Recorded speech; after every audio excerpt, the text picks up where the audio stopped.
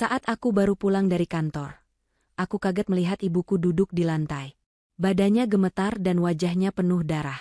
Sementara kulihat suamiku berdiri di sudut ruang tamu. Wajahnya dingin tanpa ekspresi, dia memegang handuk penuh darah. Dengan tangan bergetar, dia berkata, "Aku tidak tahu. Saat aku pulang ibu sudah seperti ini." Ibuku hanya menunduk. Tidak bisa mengucapkan sepatah kata pun. Merasa ada yang sangat tidak beres. Aku mengambil HP dan memeriksa rekaman CCTV tersembunyi di ruang tamu. Saat rekaman itu diputar, nafasku terhenti, tubuhku membeku. Aku tak menyangka. Ternyata. Sebelum ceritanya dimulai, silakan tulis di kolom komentar dari daerah mana saja teman-teman yang menonton cerita ini. Jangan lupa like dan subscribe agar channel ini bisa semakin berkembang dan bisa mempersembahkan cerita yang lebih menarik lagi. Zahra melangkah keluar dari gedung perkantoran dengan perasaan lega yang membuncah di dada. Langit sore itu tampak mendung, namun suasana hati Zahra justru sebaliknya. Hari ini adalah hari yang ia tunggu-tunggu karena proyek besar yang ditanganinya selama berbulan-bulan akhirnya selesai dengan hasil yang memuaskan. Di tangan kanannya, ia menjinjing sebuah kotak kue berukuran sedang dengan pita merah muda yang cantik. Itu adalah kue bolu pandan kesukaan Ibu Ranti. Zahra sudah membayangkan senyum hangat ibunya saat menyambutnya pulang nanti. Ia ingin merayakan keberhasilan kecil ini bersama satu-satunya wanita yang paling ia hormati di dunia itu. Sejak ayah Zahra meninggal 5 tahun lalu, Ibu Ranti tinggal bersamanya dan suaminya, Akbar. Hubungan mereka selama ini terlihat harmonis. Meski Zahra menyadari bahwa Akbar seringkali bersikap dingin dan terlalu sibuk dengan urusan pribadinya. Namun, Zahra selalu berusaha menepis pikiran negatif itu dan fokus menjadi istri serta anak yang berbakti. Perjalanan pulang terasa sedikit lebih lama dari biasanya karena macet di beberapa ruas jalan protokol. Zahra mengetukkan jarinya di setir mobil mengikuti irama lagu yang diputar di radio, mencoba mengusir rasa lelah. Ia melirik jam tangan yang melingkar di pergelangan tangannya. Sudah pukul 6 sore. Seharusnya Akbar sudah pulang juga, pikirnya. Zahra memang sengaja tidak memberi kabar pada orang rumah kalau ia akan pulang sedikit lebih awal dari jadwal lembur biasanya. Ia ingin memberikan kejutan manis untuk mereka. Mobil Zahra akhirnya memasuki pekarangan rumahnya yang asri. Pagar rumah sedikit terbuka, sebuah tanda bahwa ada orang di dalam. Zahra memarkirkan mobilnya dengan rapi di garasi, tepat di sebelah mobil sedan hitam milik Akbar. Ia tersenyum tipis. Ternyata suaminya memang sudah pulang. Zahra mengambil kotak kue dan tas kerjanya, lalu berjalan menuju pintu utama dengan langkah ringan. Saat Zahra membuka pintu depan, ia langsung disergap oleh keheningan yang tidak wajar. Biasanya, jam segini televisi di ruang tengah akan menyala menyiarkan berita petang, atau terdengar suara Ibu Ranti yang sedang mengaji pelan menunggu waktu salat maghrib. Namun kali ini, rumah itu sunyi senyap seperti tidak berpenghuni. Lampu ruang tamu pun belum dinyalakan, membuat suasana di dalam terasa remang-remang dan suram. Zahra mengerutkan kening, perasaan tidak enak mulai merayapi hatinya. Ia meletakkan kunci mobil di meja konsol dekat pintu dan melangkah masuk lebih dalam. Ia memanggil nama ibunya dengan suara pelan, berharap ada sahutan dari arah dapur atau kamar tidur. Tidak ada jawaban. Hening. Zahra meraba dinding untuk mencari sakelar lampu. Begitu lampu ruang tamu menyala terang, pemandangan di hadapannya membuat jantung Zahra seakan berhenti berdetak. Kotak kue yang dipegangnya terlepas dari tangan dan jatuh ke lantai. Isinya berantakan. Zahra menjerit tertahan, matanya terbelalak lebar menatap horor yang tersaji di depan mata. Di tengah ruang tamu, tepat di atas karpet berbulu halus yang biasanya bersih, Ibu Ranti tergeletak tak berdaya. Tubuh wanita tua itu tampak ringkih dan menyedihkan. Wajah Ibu Ranti penuh dengan darah segar yang masih mengalir dari pelipis dan hidungnya. Matanya terbuka namun tatapannya kosong, sementara tubuhnya mengejang hebat seolah sedang menahan rasa sakit yang luar biasa. Suara gemeretak gigi terdengar samar dari mulut ibunya yang miring, berusaha mengucapkan sesuatu namun tidak ada suara yang keluar. Zahra langsung berlari menghampiri ibunya, menjatuhkan dirinya ke lantai tanpa mempedulikan noda darah yang mulai merembes ke pakaian kerjanya. Tangan Zahra gemetar hebat saat mencoba menyentuh pipi ibunya. Dingin. Kulit ibunya terasa dingin dan basah oleh keringat serta darah. Zahra menangis histeris memanggil nama ibunya, mencoba menyadarkan wanita yang telah melahirkannya itu. Namun, Ibu Ranti hanya bisa menatap Zahra dengan sorot mata yang penuh ketakutan dan keputusasaan. Bibirnya bergetar, tapi lidahnya seolah keluh. Zahra panik luar biasa. Ia bingung harus melakukan apa. Otaknya seakan buntu oleh syok yang menghantamnya begitu keras. Saat itulah Zahra menyadari keberadaan orang lain di ruangan itu. Di sudut ruang tamu yang agak gelap, dekat dengan partisi kayu pembatas ruangan, berdiri sosok suaminya. Akbar berdiri tegak, kaku seperti patung. Wajahnya pucat, namun ekspresinya sangat aneh. Dingin. Datar. Tidak ada gurat kepanikan atau kesedihan yang seharusnya terpancar dari wajah seorang menantu yang melihat mertuanya sekarat. Yang lebih mengerikan lagi, di tangan kanan Akbar tergenggam sebuah handuk kecil berwarna putih yang kini sebagian besar permukaannya telah berubah warna menjadi merah pekat. Darah. Itu darah ibunya. Zahra menatap Akbar dengan tatapan tidak percaya, napasnya memburu. Ia menuntut penjelasan lewat sorot matanya yang tajam di sela-sela air mata. Akbar yang menyadari tatapan Zahra, akhirnya bergerak sedikit. Ia mengangkat bahunya dengan gerakan kaku, lalu berkata dengan suara yang terdengar serak dan bergetar, seolah dibuat-buat. Akbar berkata bahwa ia tidak tahu apa yang terjadi. Ia mengaku baru saja pulang 5 menit sebelum Zahra datang, dan menemukan Ibu Ranti sudah dalam kondisi seperti itu. Akbar menduga ada perampok yang masuk atau mungkin Ibu Ranti terpeleset dan jatuh membentur meja marmer. Penjelasan itu meluncur dari mulut Akbar. Namun entah mengapa telinga Zahra menangkap nada yang sumbang. Ada ketidakwajaran dalam cara Akbar berdiri, cara dia memegang handuk itu, dan sorot matanya yang tidak berani menatap langsung ke mata Zahra. Namun, situasi saat itu tidak memungkinkan Zahra untuk berdebat atau menginterogasi. Nyawa ibunya adalah prioritas utama. Tanpa membuang waktu lagi untuk mendengarkan alibi Akbar yang berbelit, Zahra berteriak agar Akbar segera menyiapkan mobil. Dengan sisa tenaga yang dimilikinya, Zahra mencoba mengangkat tubuh ibunya, namun ia tidak kuat. Akbar akhirnya mendekat, meletakkan handuk berdarah itu sembarangan di atas meja, lalu membantu mengangkat Ibu Ranti ke dalam mobil. Sepanjang perjalanan menuju rumah sakit, Zahra duduk di kursi belakang memangku kepala ibunya. Ia terus membisikkan doa dan kata-kata penguatan, memohon agar ibunya bertahan. Sementara itu, Akbar menyetir di depan dalam diam. Sesekali Zahra melihat pantulan mata Akbar di kaca spion tengah. Pria itu tampak gelisah, sering mengusap wajahnya dan melihat ke arah jalan dengan tatapan nanar. Tidak ada kata penenang yang keluar dari mulut suaminya untuk Zahra yang sedang terguncang hebat. Sesampainya di unit gawat darurat, Ibu Ranti langsung dibawa masuk oleh tim medis. Zahra menunggu di luar dengan pakaian yang kusut dan bernoda darah. Ia meremas tangannya sendiri yang masih terasa dingin. Akbar duduk di bangku tunggu yang berjarak beberapa meter darinya, sibuk dengan ponselnya.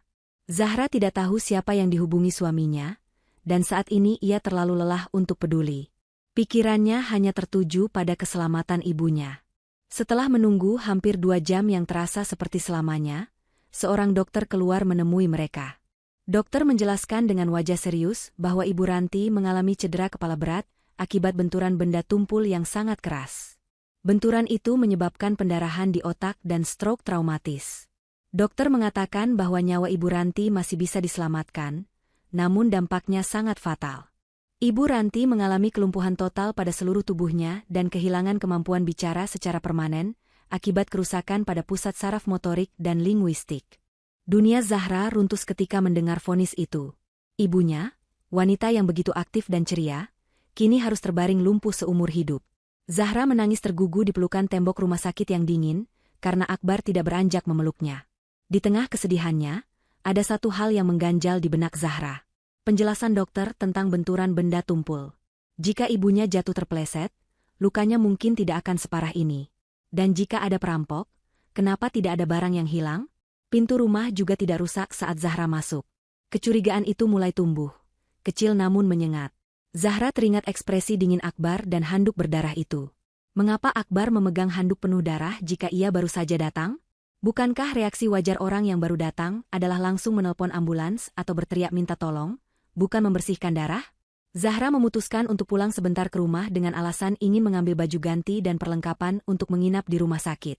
Akbar menawarkan diri untuk mengantar, Tapi Zahra menolak dengan halus, mengatakan bahwa Akbar sebaiknya tetap di rumah sakit menjaga Ibu Ranti. Akbar terlihat ragu sejenak, namun akhirnya setuju. Zahra memacu mobilnya kembali ke rumah dengan kecepatan tinggi. Pikirannya berkecamuk. Ia harus membuktikan firasat buruknya. Sesampainya di rumah, garis polisi belum terpasang karena mereka belum melaporkan kejadian ini secara resmi, mengira ini kecelakaan rumah tangga biasa. Zahra masuk rumah yang kini terasa seperti tempat kejadian perkara yang mengerikan. Bau amis darah masih tercium samar di ruang tamu. Zahra tidak menuju ke kamar tidur untuk mengambil baju. Ia langsung menuju ke gudang kecil di bawah tangga. Di sana, tersembunyi di balik tumpukan kardus bekas, terdapat server rekaman CCTV rumah mereka.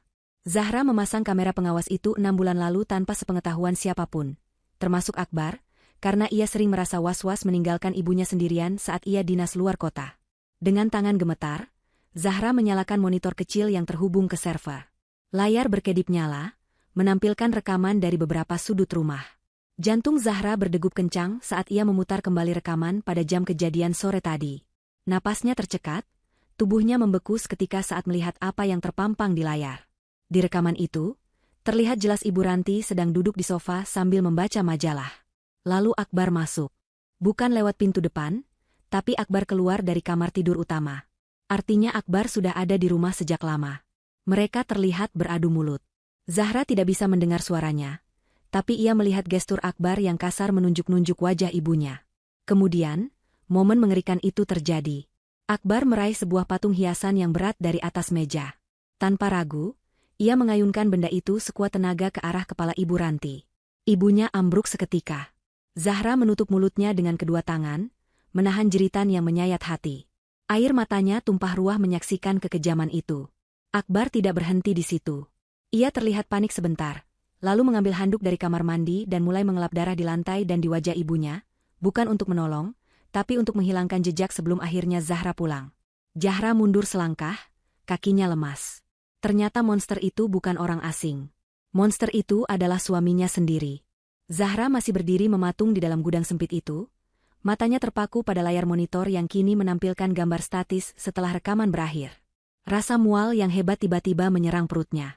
Ia membungkuk dan memuntahkan isi perutnya di sudut gudang, tubuhnya terguncang oleh rasa jijik dan horor yang luar biasa. Bayangan suaminya, orang yang selama ini tidur di sebelahnya, mengayunkan patung keras ke kepala ibunya terus berputar di otaknya seperti kaset rusak. Zahra merasa dikhianati dengan cara yang paling keji. Selama ini ia mengira ketidakpedulian Akbar hanyalah sifat bawaan, tapi ternyata di balik sikap dingin itu tersimpan jiwa pembunuh yang kejam. Zahra ingin sekali berteriak, berlari ke kantor polisi saat ini juga, dan menyeret Akbar ke penjara. Kemarahannya mendidih, membakar setiap inci kewarasannya. Namun, Zahra adalah wanita yang cerdas. Di tengah badai emosi yang melandanya, logikanya perlahan mengambil alih. Ia menarik napas panjang berulang kali, berusaha menenangkan detak jantungnya yang menggila. Jika ia melapor polisi sekarang hanya dengan bermodalkan rekaman ini, Akbar mungkin akan ditangkap. Tapi Zahra tahu liciknya suaminya itu. Akbar punya koneksi, dan yang lebih menakutkan, Akbar saat ini sedang berada di rumah sakit bersama Ibu Ranti yang tidak berdaya. Jika Akbar tahu Zahra sudah mengetahui kebenarannya, nyawa Ibu Ranti bisa terancam. Akbar bisa saja melakukan sesuatu pada alat bantu napas ibunya, atau menyuntikkan sesuatu sebelum polisi tiba. Selain itu, Zahra belum tahu motif sebenarnya. Apakah hanya emosi sesaat? Atau ada rencana besar di baliknya? Zahra perlu tahu seberapa dalam lubang kejahatan ini sebelum ia mengubur Akbar di dalamnya. Dengan tangan yang masih gemetar namun lebih terkendali, Zahra mencolokkan flash disk ke port USB server CCTV. Ia menyalin seluruh rekaman kejadian hari ini, termasuk rekaman beberapa hari sebelumnya untuk mencari petunjuk lain. Proses penyalinan terasa sangat lama. Setiap detiknya menyiksa batin Zahra. Setelah memastikan file tersimpan aman di flash disk, ia segera mengunggah salinannya ke penyimpanan awan atau cloud storage pribadinya yang memiliki keamanan berlapis. Zahra memastikan tidak ada yang bisa mengakses file itu selain dirinya. Setelah semua data aman, Zahra melakukan langkah nekat. Ia memformat hard disk server CCTV itu hingga bersih.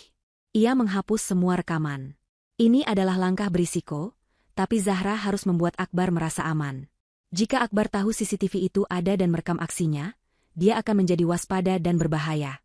Tapi jika Akbar mengira tidak ada saksi mata dan tidak ada bukti, dia akan lengah. Zahra keluar dari gudang setelah merapikan kembali tumpukan kardus agar tidak terlihat mencurigakan. Ia bergegas ke kamar tidur, mengambil beberapa pasang baju ganti untuk dirinya dan ibunya, lalu masuk ke kamar mandi. Di bawah guyuran shower, Zahra menangis sepuas-puasnya. Ia membiarkan air menyamarkan air matanya, membasuh keringat dingin ketakutan yang melekat di tubuhnya.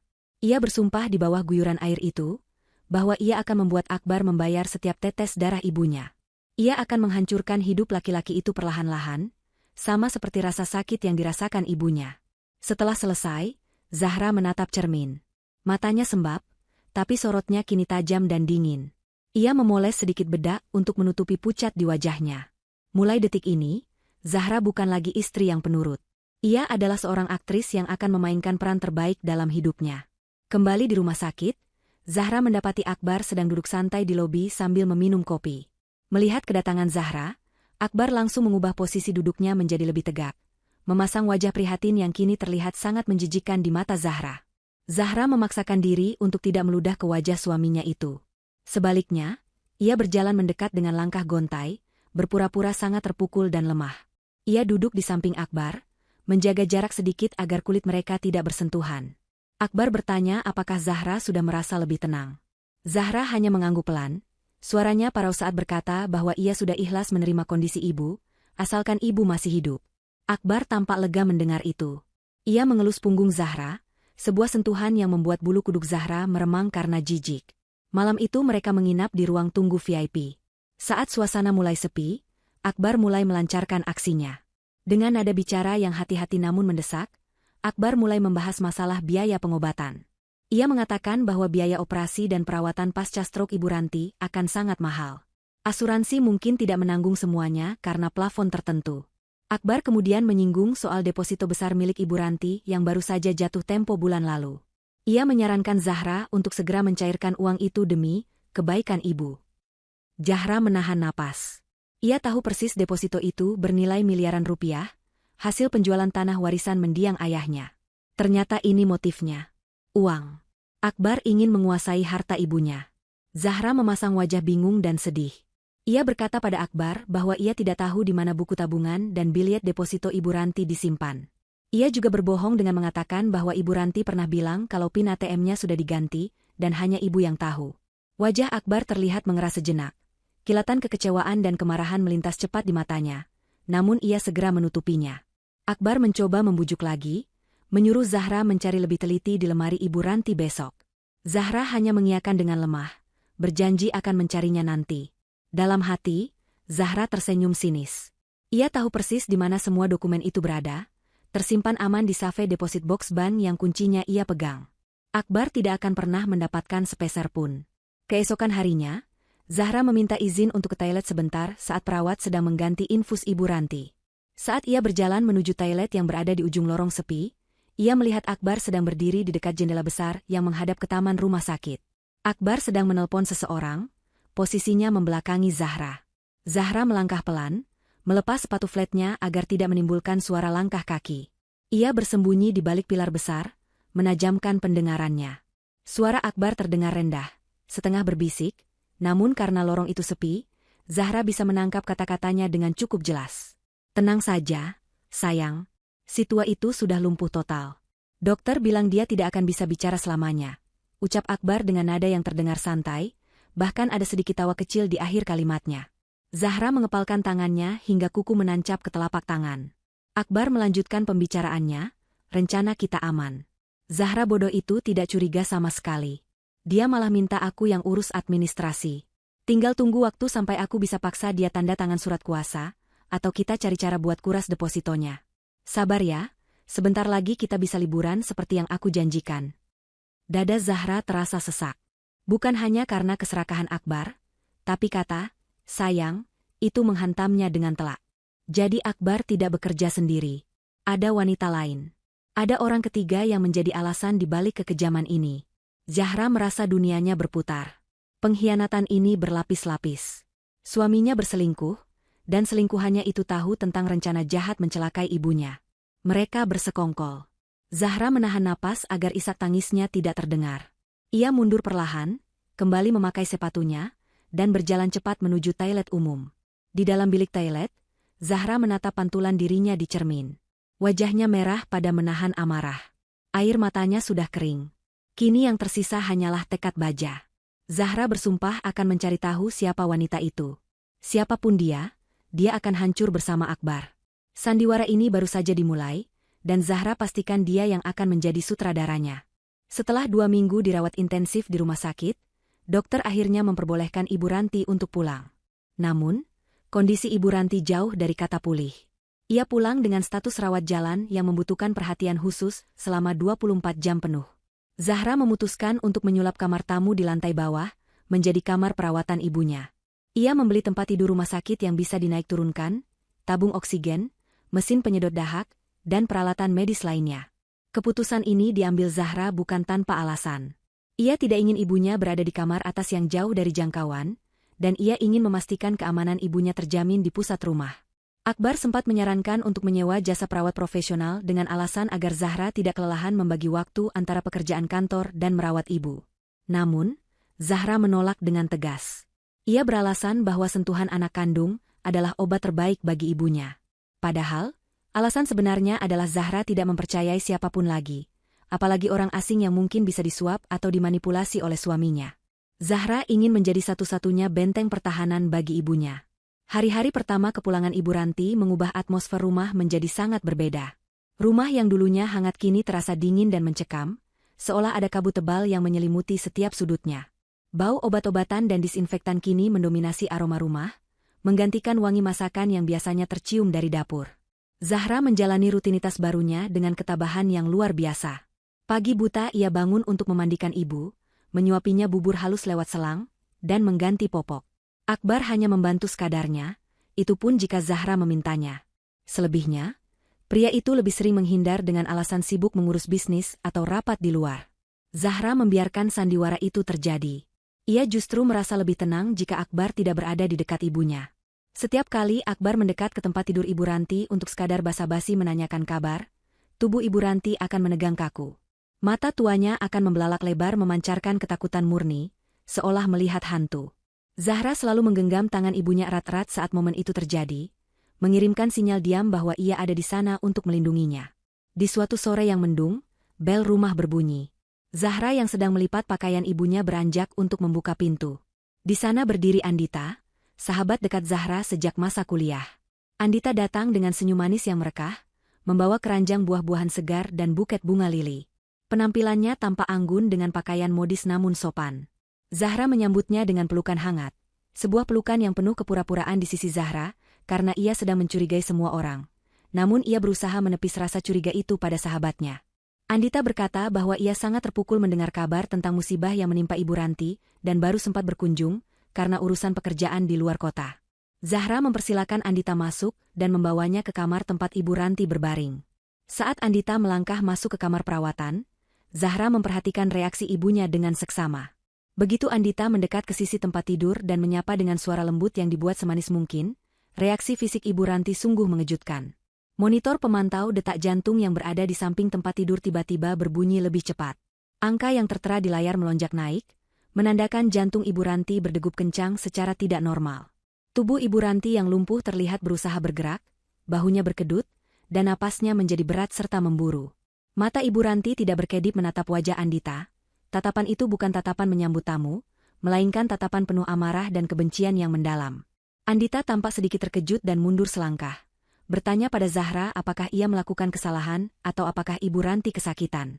Zahra buru-buru menenangkan ibunya, mengusap dadanya sambil berbisik lembut. Beralasan bahwa mungkin ibunya kaget melihat orang baru setelah sekian lama hanya melihat Zahra dan Akbar. Namun, insting Zahra berkata lain. Reaksi ibunya terlalu ekstrim untuk sekadar rasa kaget biasa. Ada sesuatu antara Ibu Ranti dan Andita. Setelah Andita pamit ke toilet sebentar, Zahra terus memikirkan keanehan itu. Sambil menunggu Andita, Zahra merapikan bantal sofa di ruang tamu yang letaknya tidak jauh dari kamar ibunya. Ruang tamu ini adalah tempat kejadian perkara di mana ibunya ditemukan bersimbah darah. Zahra meraba sela-sela dudukan sofa yang dalam, berniat membersihkan debu yang mungkin terlewat saat ia membersihkan darah waktu itu. Tiba-tiba jarinya menyentuh benda kecil yang keras dan dingin. Zahra menarik benda itu keluar. Matanya menyipit mengamati benda tersebut di bawah cahaya lampu. Itu adalah sebuah anting emas berbentuk kelopak bunga yang unik dengan permata kecil di tengahnya. Zahra tertegun. Ia tidak pernah memiliki anting model seperti itu. Ibunya pun tidak suka memakai perhiasan yang terlalu modern seperti ini. Ibu Ranti lebih suka perhiasan emas model lama yang klasik. Jantung Zahra berdegup kencang. Anting ini pasti terjatuh saat kejadian penyerangan itu. Apakah milik pelakunya? Atau milik seseorang yang ada di sana saat kejadian? Pikiran Zahra berpacu cepat. Tepat saat itu, Andita keluar dari kamar mandi sambil membetulkan tatanan jilbabnya. Zahra dengan cepat menyembunyikan anting itu ke dalam saku bajunya, berusaha bersikap normal. Zahra kembali duduk menemani Andita mengobrol. Mata Zahra kini dengan tajam namun tersembunyi, memperhatikan penampilan sahabatnya itu secara mendetail. Andita sedang bercerita tentang kesibukannya di kantor dengan antusias. Saat Andita menoleh ke samping dan menyibakkan sedikit ujung kerudungnya yang panjang, Zahra melihatnya. Di telinga kiri Andita, tergantung sebuah anting emas berbentuk kelopak bunga. Sama persis dengan yang ada di saku Zahra. Namun, telinga kanan Andita kosong, tidak ada anting di sana.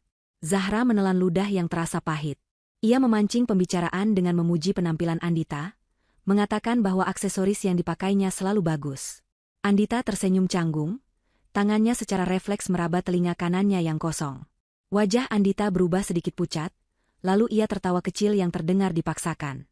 Andita berkata bahwa ia ceroboh sekali, karena sepertinya satu antingnya hilang di jalan atau tertinggal di rumah tadi pagi.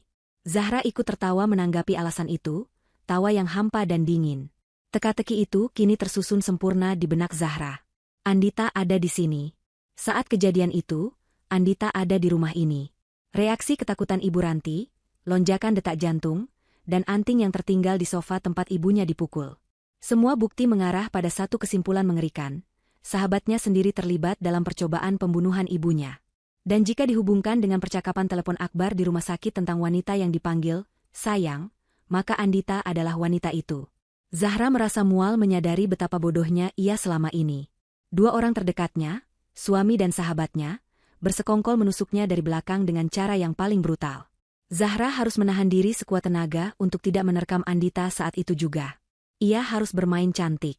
Ia membiarkan Andita pulang dengan senyum palsu, melambaikan tangan di pintu seolah tidak terjadi apa-apa, padahal di dalam hatinya, Zahra sudah menulis nama Andita dalam daftar target pembalasannya.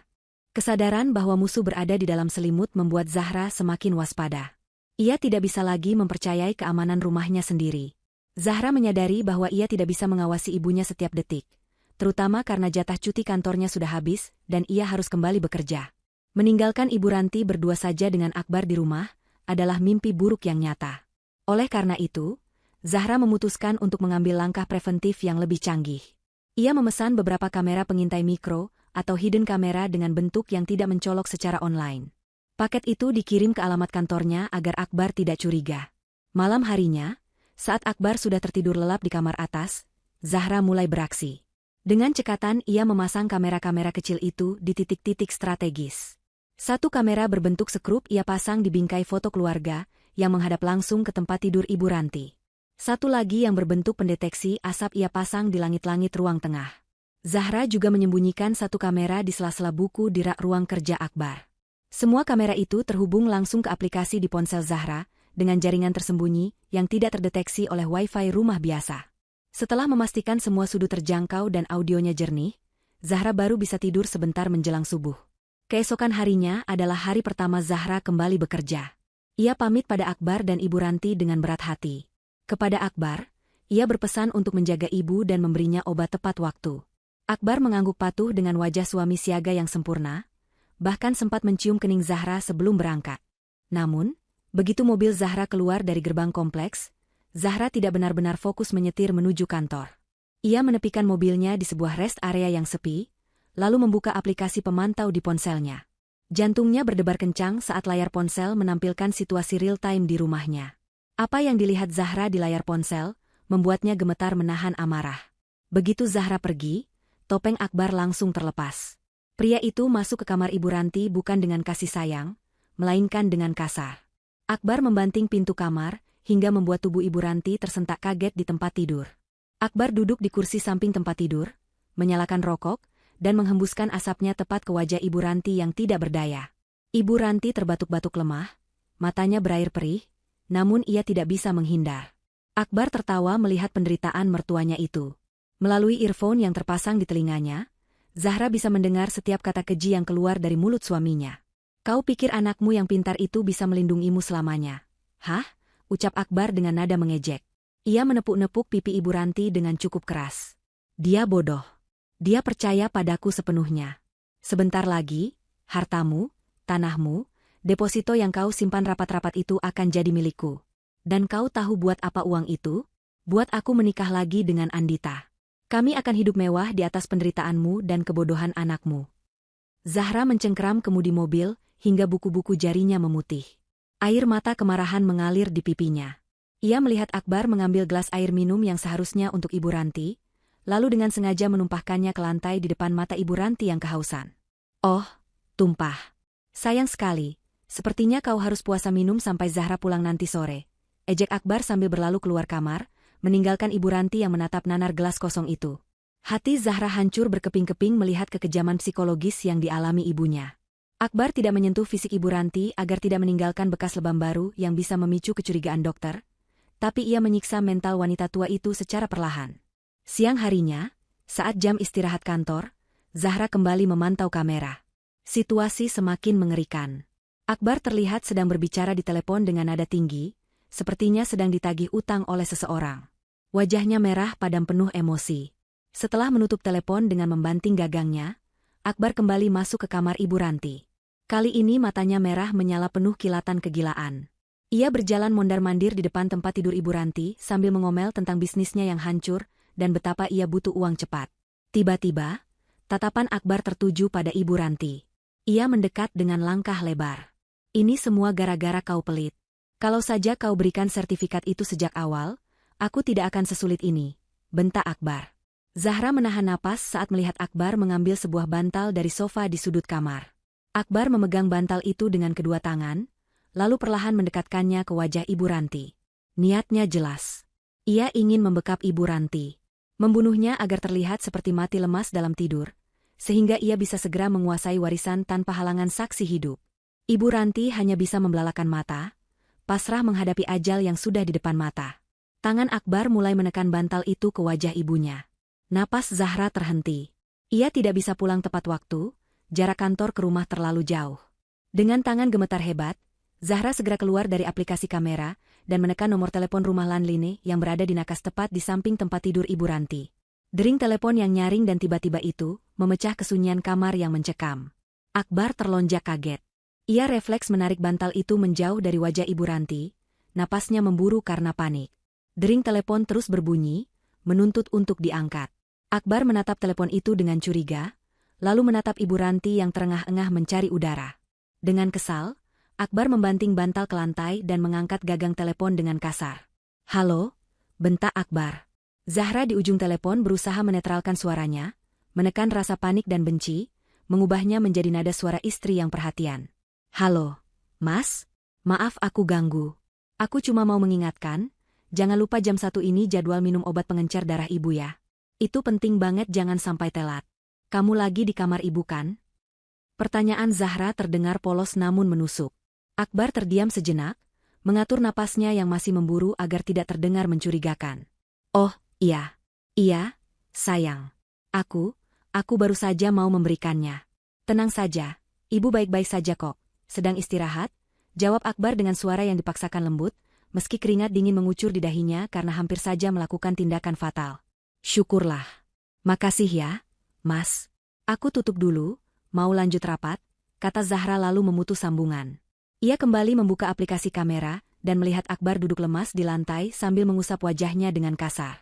Akbar tampak ketakutan sendiri dengan impuls pembunuhannya yang hampir terlaksana. Zahra bersandar di kursi kerjanya, tubuhnya lemas seolah tulang-tulangnya dilolosi. Ia berhasil menyelamatkan ibunya kali ini, tapi ia sadar ia tidak bisa terus-terusan begini. Ia harus mempercepat rencananya. Waktu tidak berpihak padanya. Jika ia lengah sedikit saja, Akbar akan mencoba lagi. Dan kali berikutnya, mungkin telepon Zahra tidak akan cukup untuk menghentikannya. Perang ini harus segera diakhiri. Kecurigaan tanpa bukti hanyalah asumsi yang bisa membalikan keadaan menjadi bumerang yang mematikan. Zahra menyadari hal itu sepenuhnya. Ia tahu bahwa rekaman CCTV yang ia simpan memang membuktikan kekerasan fisik Akbar terhadap Ibu Ranti, namun itu belum cukup untuk membongkar motif utama di balik tindakan keji tersebut. Zahra membutuhkan lebih dari sekadar video pemukulan. Ia perlu memahami akar dari keserakahan yang mengubah suaminya menjadi monster. Ia perlu tahu seberapa dalam lubang kebohongan yang telah digali Akbar dan Andita.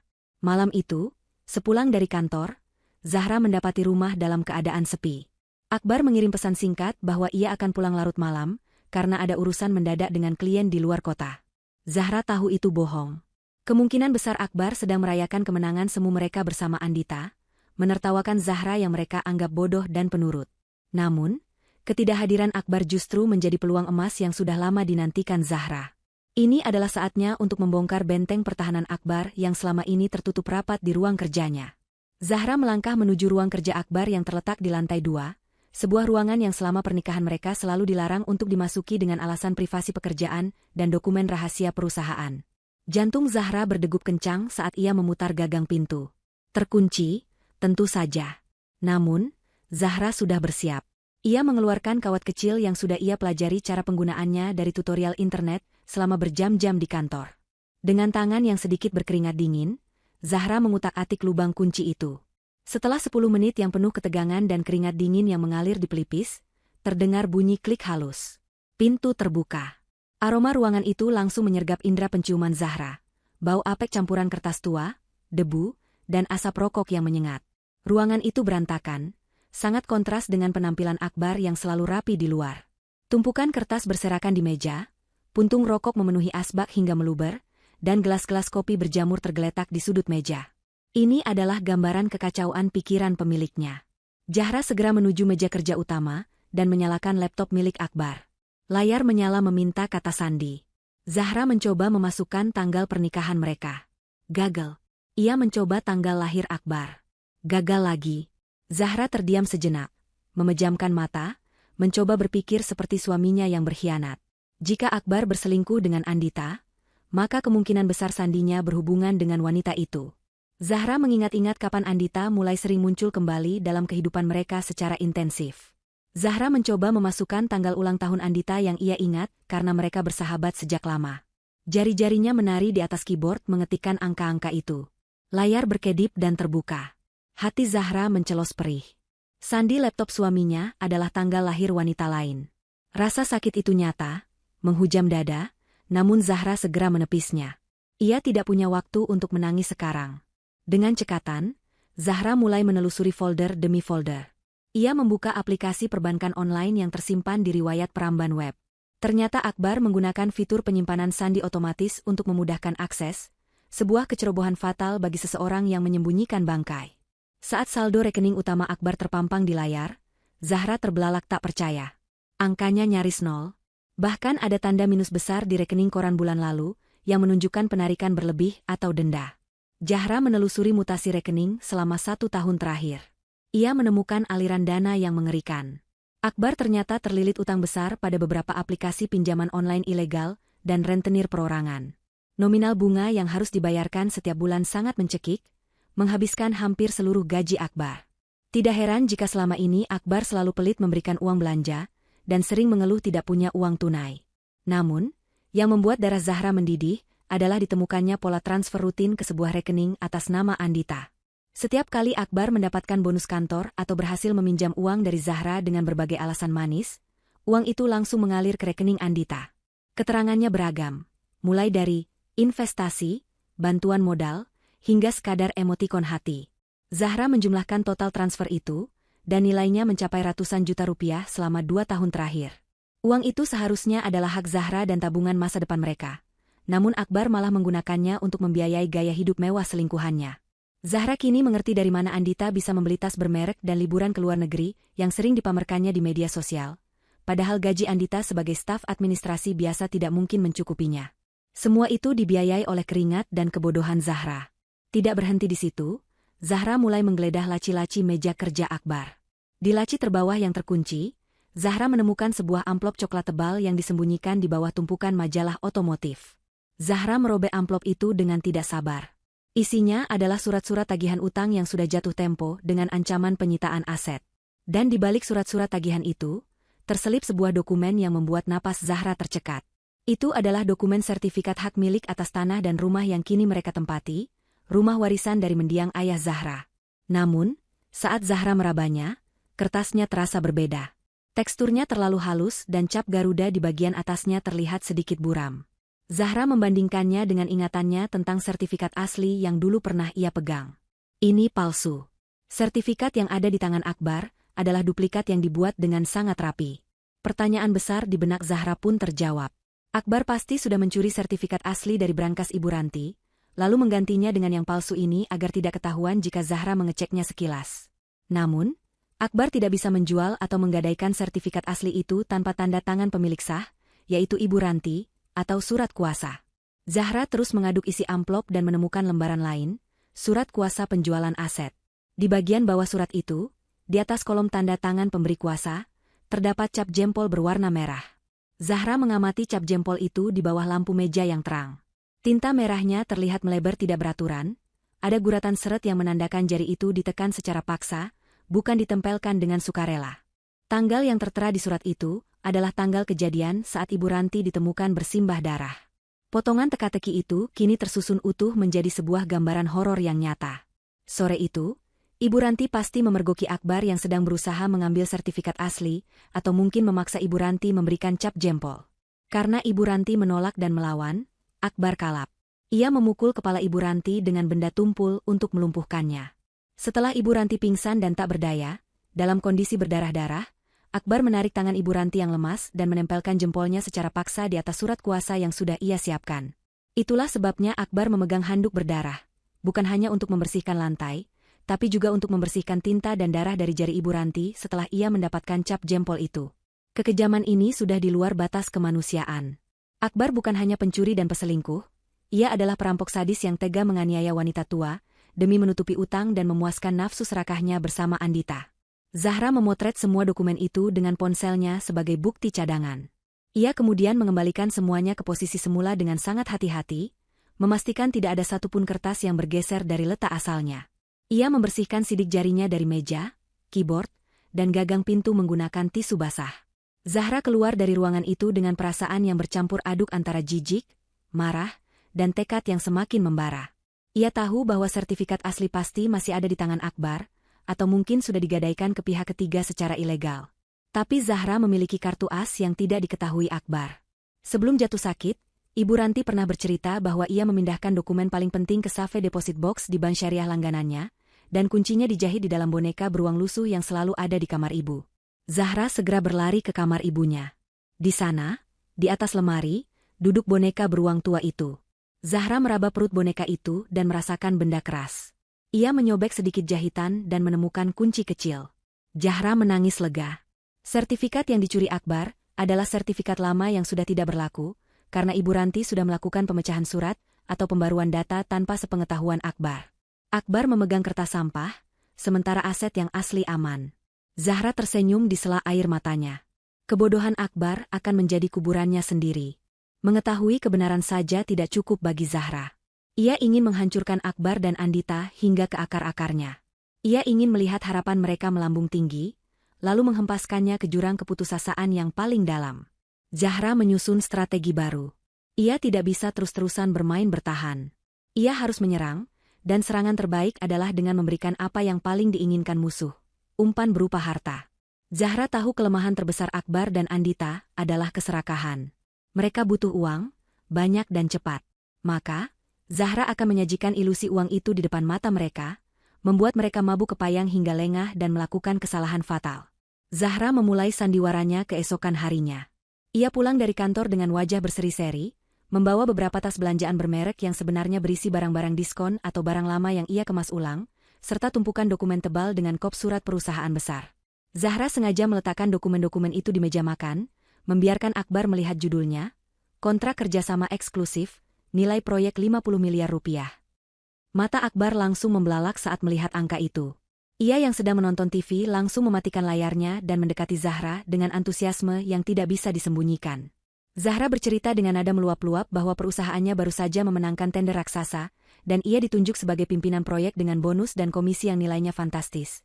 Cukup untuk membeli rumah mewah baru atau mobil sport impian Akbar. Akbar langsung berubah menjadi suami yang paling manis sedunia. Ia memijat bahu Zahra, membuatkan teh, dan mendengarkan setiap bualan Zahra dengan mata berbinar-binar. Zahra bisa melihat kalkulator berjalan di mata suaminya. Malam itu juga, Zahra berkata bahwa ia ingin merayakan keberhasilan ini dengan makan malam spesial di rumah. Ia meminta Akbar untuk mengundang Andita juga, dengan alasan ia ingin berbagi kebahagiaan dengan sahabat terbaiknya. Lagi pula, Andita kan sudah banyak membantu menjaga semangatku selama ibu sakit, kata Zahra dengan senyum polos yang mematikan. Akbar tentu saja setuju dengan semangat 45. Ia segera menghubungi Andita, mungkin sambil membocorkan kabar tentang durian runtuh yang akan segera mereka nikmati. Malam perjamuan pun tiba. Meja makan ditata dengan mewah. Zahra memasak hidangan istimewa, mulai dari rendang daging sapi kualitas terbaik hingga ayam bakar madu. Andita datang dengan gaun yang agak terlalu mewah untuk sekadar makan malam rumahan, wajahnya dipoles makeup tebal, dan matanya berbinar menatap tumpukan dokumen proyek yang sengaja Zahra biarkan tergeletak di meja konsol. Sepanjang makan malam, Zahra terus membicarakan tentang bonus besar yang akan cair bulan depan. Ia berbicara tentang rencana membeli villa di pegunungan, mengganti mobil, dan investasi tanah. Akbar dan Andita saling berbalas pandang penuh arti, senyum licik terukir tipis di bibir mereka setiap kali Zahra menyebut nominal uang. Di tengah percakapan, Zahra memasang wajah serius dan sedikit sedih. Ia meletakkan sendoknya, menatap Akbar dan Andita bergantian. Sebenarnya, ada satu hal lagi yang ingin aku sampaikan. Kejadian yang menimpa ibu membuatku sadar bahwa umur itu rahasia Tuhan. Kita tidak pernah tahu kapan musibah datang, ucap Zahra dengan nada dramatis. Suasana hening seketika. Karena proyek ini nilainya sangat besar dan berisiko tinggi, pengacara kantor menyarankan aku untuk memperbarui surat wasiat. Aku sudah memikirkannya matang-matang. Karena ibu sudah lumpuh dan tidak mungkin mengelola harta, aku memutuskan, jika terjadi sesuatu padaku atau ibu meninggal, seluruh aset, termasuk bonus proyek ini, asuransi jiwaku yang baru kucairkan preminya, dan rumah ini, akan jatuh sepenuhnya ke tanganmu, Mas Akbar. Hening sejenak. Zahra bisa melihat jakun Akbar bergerak naik turun menelan ludah. Mata Andita melebar, pupilnya membesar karena kegirangan. Ini adalah jackpot yang mereka tunggu-tunggu. Zahra melanjutkan, aku percaya padamu, Mas. Kamu suami yang baik. Aku yakin kamu akan mengelola semuanya dengan bijak dan merawat ibu, kalau ibu masih ada, dengan baik. Pernyataan itu adalah umpan beracun yang paling mematikan. Dengan memberikan harapan bahwa seluruh harta akan jatuh ke tangan Akbar secara legal lewat wasiat, Zahra secara tidak langsung menunda rencana pembunuhan mereka terhadap Ibu Ranti. Mereka tidak akan membunuh Ibu Ranti sekarang, karena itu hanya akan memberikan harta kecil, warisan ibu. Mereka akan menunggu, bonus besar, dan pengesahan wasiat Zahra dulu. Dan yang lebih penting, target mereka sekarang mungkin akan bergeser. Bukan hanya Ibu Ranti, tapi Zahra juga harus lenyap agar wasiat itu aktif.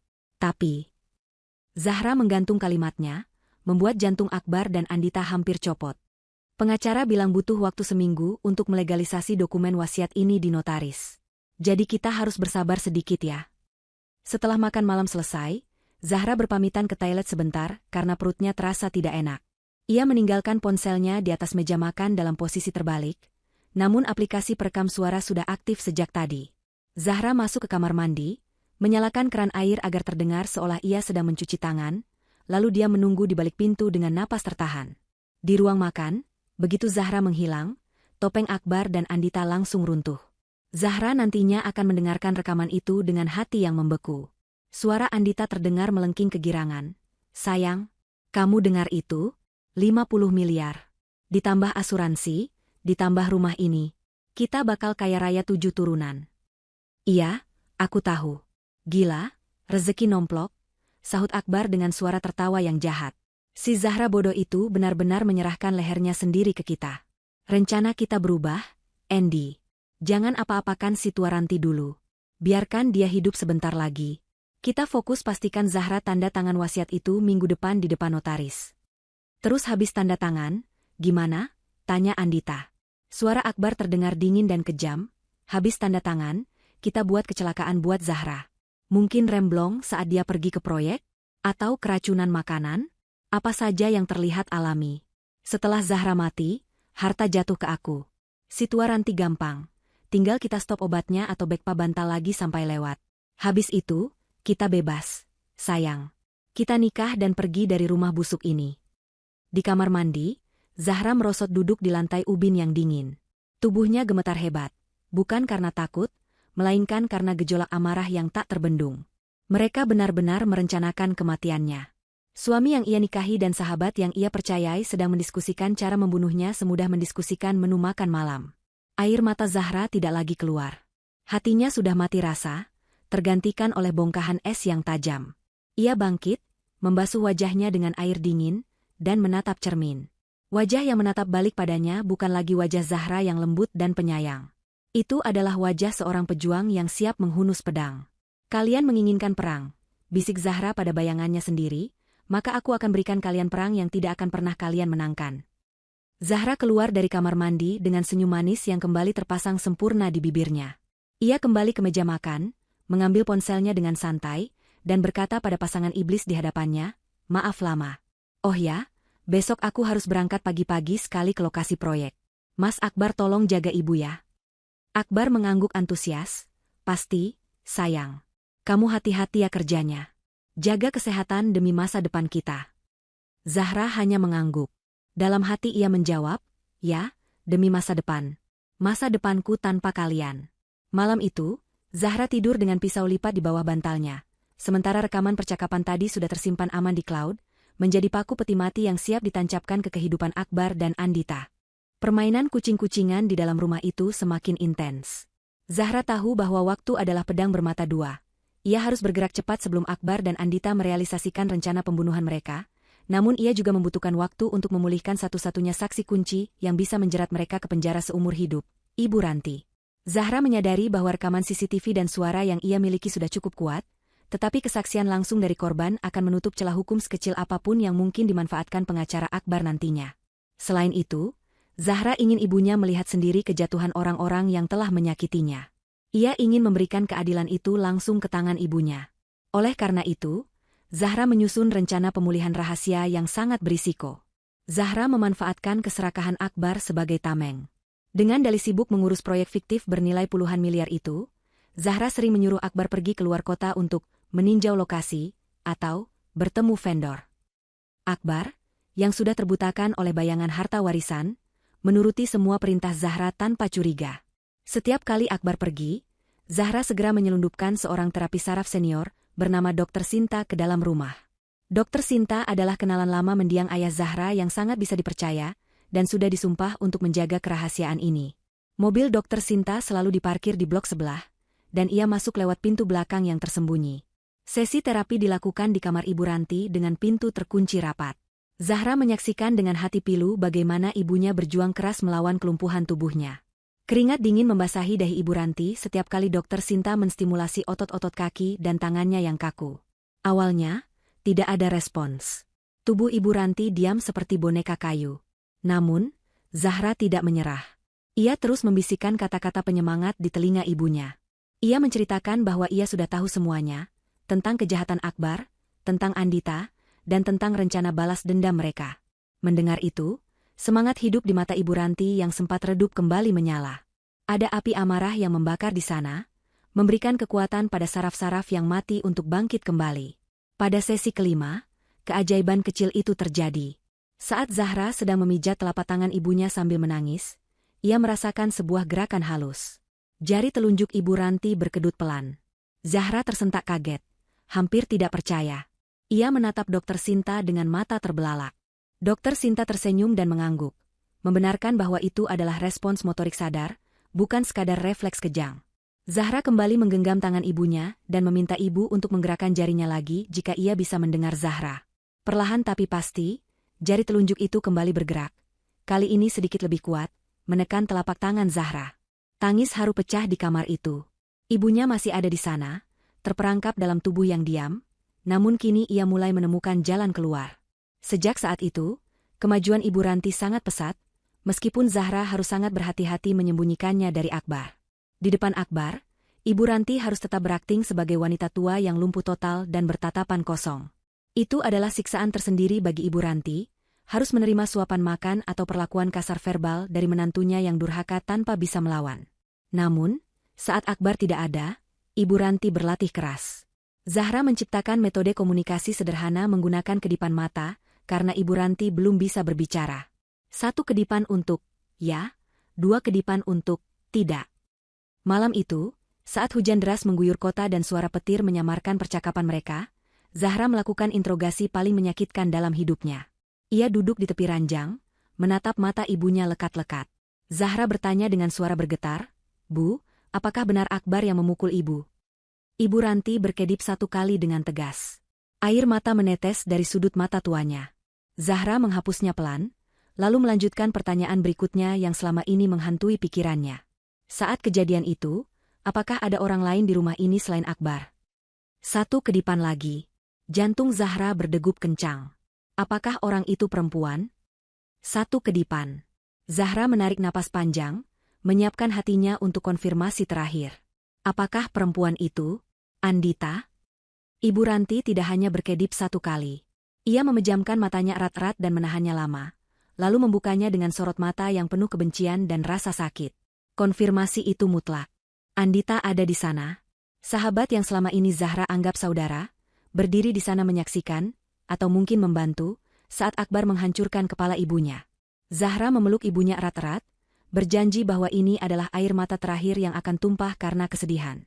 Selanjutnya, air mata yang tumpah adalah air mata penyesalan dari para pengkhianat itu. Zahra dan Ibu Ranti sepakat dalam diam, mereka akan bersabar sedikit lagi sampai perangkap tertutup sempurna. Ketegangan memuncak beberapa hari kemudian saat makan malam.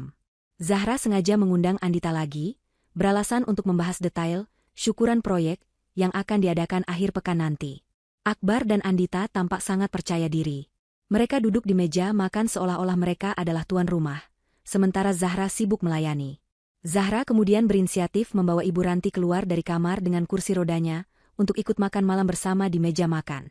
Akbar sempat memprotes, mengatakan bahwa ibu akan merepotkan dan merusak selera makan, tapi Zahra bersikeras dengan alasan ibu butuh suasana baru. Ibu Ranti duduk di ujung meja, tubuhnya disangga bantal agar tegak, tangannya diletakkan di atas meja dalam posisi terkulai lemas, atau setidaknya itulah yang terlihat. Andita duduk tepat di sebelah kanan Ibu Ranti. Wanita ular itu bahkan berani menyapa Ibu Ranti dengan nada mengejek yang disamarkan dengan kelembutan palsu. "Tante Ranti sehat? Makan yang banyak ya, biar cepat sembuh. Kasihan Zahra kalau tante sakit terus." Di bawah meja, tangan Zahra mengepal kuat menahan emosi. Saat Akbar sedang sibuk memotong daging steak di piringnya sambil tertawa membahas liburan masa depan mereka, keheningan aneh tiba-tiba terjadi. Tangan Ibu Ranti yang berada di atas meja, yang seharusnya lumpuh total, perlahan bergeser. Gerakannya kaku dan patah-patah, namun terarah. Tangan itu bergerak menuju gelas kaca berisi air mineral yang ada di dekat siku Andita. Zahra menahan napas, matanya melirik waspada. Akbar dan Andita terlalu sibuk mengobrol sehingga tidak menyadarinya. Prang! Suara gelas pecah terdengar nyaring memekakan telinga. Gelas itu jatuh ke lantai keramik dan hancur berkeping-keping, airnya menciprat membasahi kaki Andita. Andita menjerit kaget dan melompat dari kursinya. Akbar terlonjak, pisau makannya berdenting jatuh ke piring. Mereka berdua menatap horor ke arah Ibu Ranti. Tangan Ibu Ranti masih menggantung di tepi meja, posisinya jelas menunjukkan bahwa dialah yang mendorong gelas itu. Bukan tersenggol tidak sengaja, tapi didorong dengan tenaga. Wajah Akbar pucat pasi seketika. "Itu, ibu bergerak?" tanyanya dengan suara tercekat. Matanya menatap tangan Ibu Ranti dengan ketakutan yang nyata. Jika Ibu Ranti bisa bergerak, artinya sarafnya membaik. Jika membaik, ada kemungkinan dia bisa bicara. Dan jika dia bicara, tamatlah riwayat mereka. Andita juga tampak gemetar, wajahnya yang penuh riasan tebal tidak bisa menutupi kekalutan di baliknya. Mungkin cuma kejang otot, Mas." "Refleks biasa kan?" ujar Andita mencoba mencari pembenaran, namun suaranya terdengar ragu. Zahra segera berakting panik, ia berlari mengambil tisu dan membersihkan pecahan kaca. "Ya ampun, Ibu, Ibu kenapa?" Ibu kaget. Zahra kemudian menoleh pada Akbar dan Andita dengan wajah polos. "Iya, dokter bilang kadang ada refleks kejang mendadak. Tapi kata dokter itu belum tentu tanda kesembuhan, justru bisa jadi tanda kemunduran saraf karena spastisitas." Penjelasan medis asal-asalan yang dikarang Zahra itu sedikit meredakan ketegangan di wajah Akbar. Pria itu menghembuskan napas lega yang panjang. "Oh, begitu. Kirain." Akbar tidak melanjutkan kalimatnya, tapi Zahra tahu kelanjutannya, kirain orang tua bangka ini sembuh. Zahra membawa Ibu Ranti kembali ke kamar dengan alasan agar ibu istirahat. Di dalam kamar, jauh dari pandangan musuh, Zahra mencium tangan ibunya. Ibu Ranti memberikan kedipan mata nakal, sebuah ekspresi kemenangan kecil karena berhasil membuat musuh-musuhnya ketakutan setengah mati. Gelas pecah itu adalah peringatan awal. Badai yang sesungguhnya baru akan datang. Hari pembalasan itu akhirnya tiba. Matahari bersinar terik, seolah alam semesta mendukung Zahra untuk membakar habis semua kebohongan yang menyelimuti rumahnya. Zahra telah merancang acara ini dengan sangat detail. Ia menyebutnya sebagai syukuran keberhasilan proyek dan doa bersama, namun dalam hati ia menamainya pesta pengadilan. Tenda besar bernuansa putih dan emas terpasang megah di halaman rumah. Zahra mengundang banyak orang, kolega kantor, tetangga satu kompleks, kerabat jauh, hingga ustadz setempat. Keramaian adalah kunci dari rencananya. Semakin banyak saksi mata, semakin mustahil bagi Akbar untuk mengelak, dan semakin hancur reputasi yang selama ini ia jaga. Zahra tampil memukau dengan pakaian terbaiknya yang sopan namun elegan, memancarkan aura wibawa yang berbeda dari biasanya. Tidak ada lagi Zahra yang terlihat lesu atau sedih. Hari ini, ia adalah sang eksekutor. Di sisi lain, Akbar juga tampil necis dengan kemeja batik sutra, berlagak seperti tuan rumah yang sukses dan suami yang setia. Ia sibuk menyalami para tamu, menebar senyum palsu, dan menerima ucapan selamat atas proyek istri yang ia klaim sebagai keberhasilan keluarga. Andita juga hadir, tentu saja. Ia mengenakan pakaian yang senada dengan tema pesta, seolah-olah ia adalah bagian dari keluarga inti. Andita sibuk mengatur catering, bersikap seolah ia adalah nyonya rumah, membuat beberapa tetangga berbisik-bisik heran melihat kedekatan yang tidak wajar antara Andita dan Akbar. Di ruang tamu yang luas, Zahra telah menyiapkan sebuah layar proyektor besar. Ia mengatakan kepada Akbar bahwa layar itu akan digunakan untuk presentasi profil perusahaan dan pemutaran video dokumentasi perjalanan karir Zahra sebelum pengumuman wasiat. Akbar sangat antusias.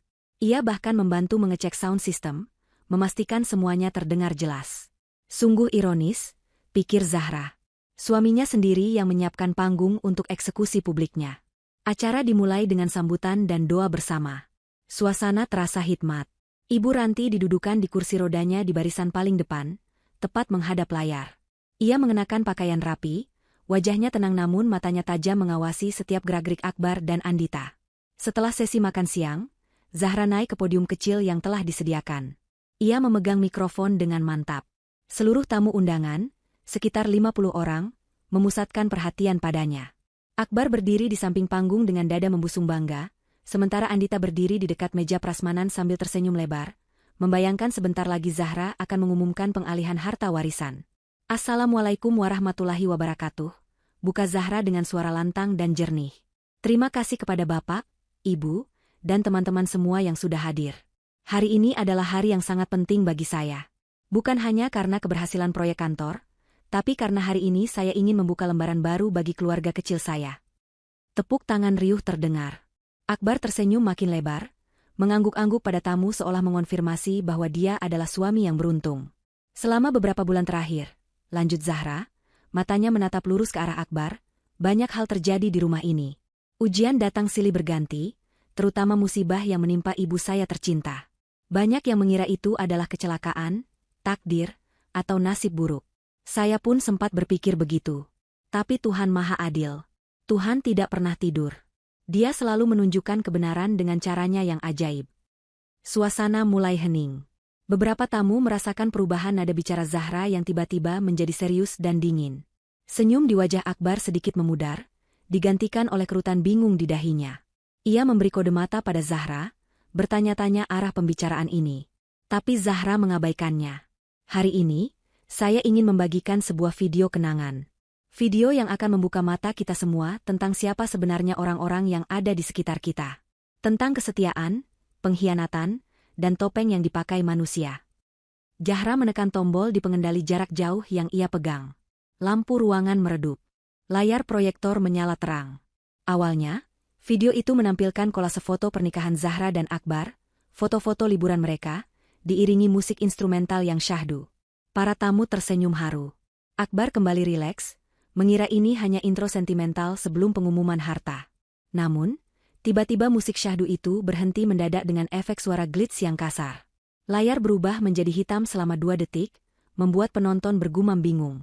Detik berikutnya, layar menampilkan rekaman CCTV hitam putih yang tajam.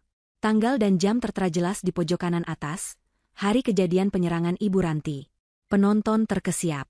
Di layar raksasa itu, terlihat jelas sosok Akbar, dengan pakaian yang sama persis seperti yang sering dilihat tetangga, masuk ke ruang tamu.